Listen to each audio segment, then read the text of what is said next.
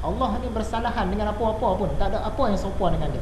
Kalau kita kata memang Allah tak serupa dengan makhluk, tapi Allah dia duduk di satu tempat yang ada tempat, salah. Sebab Allah bagi tahu dah dia tak sama dengan makhluk. Yang perlukan tempat makhluk, Allah tak perlukan tempat. Laisa kamitslihi syai'un. Allah tak sama dengan apa pun.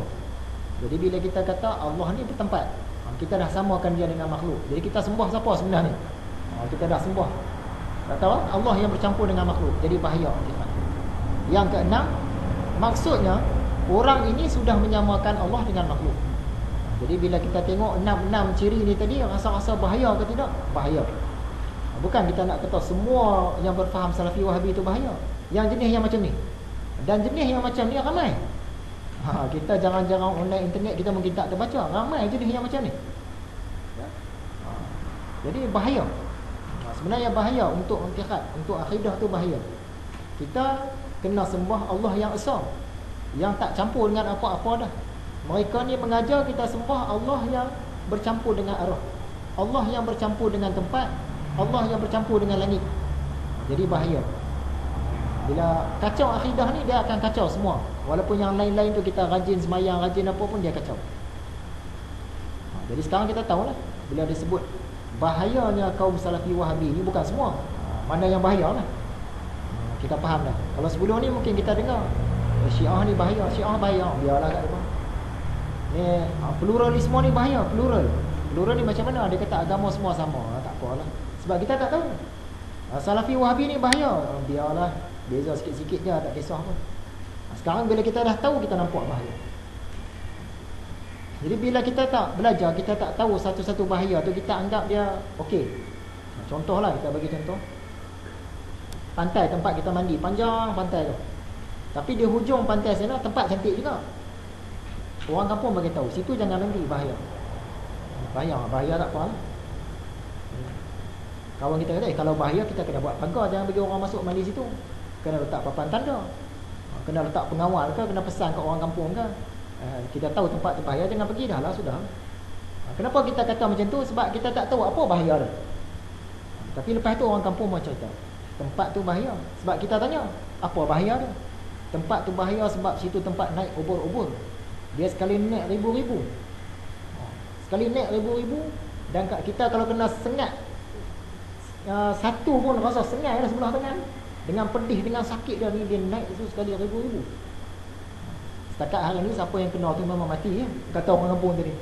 Bukan ubur-ubur kecil saja, ubur-ubur yang besar, yang macam singa tu pun ada. Yang panjang dia punya ekor tu, tangan-tangan dia tu. Yang tu kalau kena 10 helai kaki dia, macam 10 kali kena ekor pari tu. Kena tu memang mati ya? Macam tu ke bahaya dah? Kalau macam tu kena buat pagar.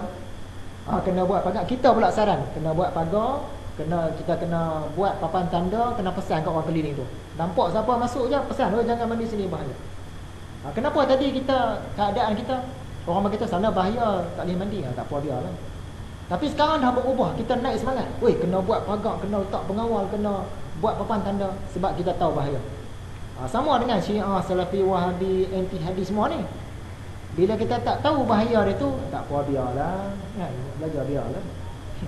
Bila tahu bahaya macam ni, tak boleh dah. Ini bahaya akidah ni. Kita nak sembah Allah yang esa ni, sampai tersembah Allah bercampur makhluk ni, bahaya ni. Kita dah tahu bahaya, baru kita naik semangat, kita nak membasmi dia tu. Antara perbezaan Allah dengan makhluk, banyaklah perbezaan antara Khaliq dengan makhluk ni. Yang pertama, Allah ada tanpa memerlukan mana-mana makhluk. Tak ada tempat pun Allah memang dah ada. Tak ada langit pun Allah memang ada dah. Tak ada arah, Allah memang dah ada. Makhluk pun ada, tapi makhluk memerlukan Allah untuk ada. Beza. Allah tadi dia tak perlukan makhluk, makhluk dia perlukan Allah. Itu beza. Yang kedua, banyak beza ni, kita ambil sikit saja. Allah sudah sedia ada sejak azali. Siap-siap ada dah. Tak ada siapa cipta, tak ada tarikh mula-mula dia ada. Dia tak ada permulaan, siap-siap ada. Makhluk pula pada mulanya tak ada. Masa azali dulu makhluk tak ada. Selepas diadakan oleh Allah, barulah makhluk ada. Yang ketiga, Allah sudah sedia ada. Makhluk pula daripada tiada kepada ada. Jadi beza. Yang langit, yang arah, yang alam tadi daripada tiada kepada ada. Yang keempat, Allah tiada permulaan. Siap-siap ada dah. Makhluk ada permulaan. Yang kelima, Allah tidak diciptakan. Makhluk diciptakan. Yang keenam, Allah tidak dipengaruhi oleh mana-mana makhluk. Termasuklah tempat, ruang, arah, posisi, cerah gelap, sempadan, had, batas, tepi, rupa, warna, jernih, langit, bumi dan semua-semuanya. Allah tak terpengaruh dengan mana-mana pun. Tak ada semua tu pun dia dah siap-siap ada dah. Dia tak perlu benda-benda tu semua. Makhluklah yang perlu benda-benda tu. Contoh badan kita, kita mesti nak kena ada tempat. Kalau tak ada tempat, kita nak duduk di mana? Kena ada tempat. Kena ada ruang, kita kena makan ruang. Macam buku ni, dia makan ruang sini. Kalau kita ubah ke sini, dia dah makan ruang sini. Makhluk dia kena makan ruang. Jadi kita ada arah. Rafizi duduk belah sana, Hafiz duduk belah sini, Bayub duduk belah sana. Dia ada arah. Allah dia tak ada arah. Dia tak terpengaruh dengan arah. Ada posisi, di kiri, di kanan, di atas, di bawah, di belakang, di depan. Ada cerah gelap. Kita dua aja, tak duduk dalam cerah, duduk dalam gelap. Tak boleh nak duduk dalam dua-dua sekali. Oi, dia tu tengah duduk dalam cerah dan tengah duduk dalam gelap. Kita macam mana?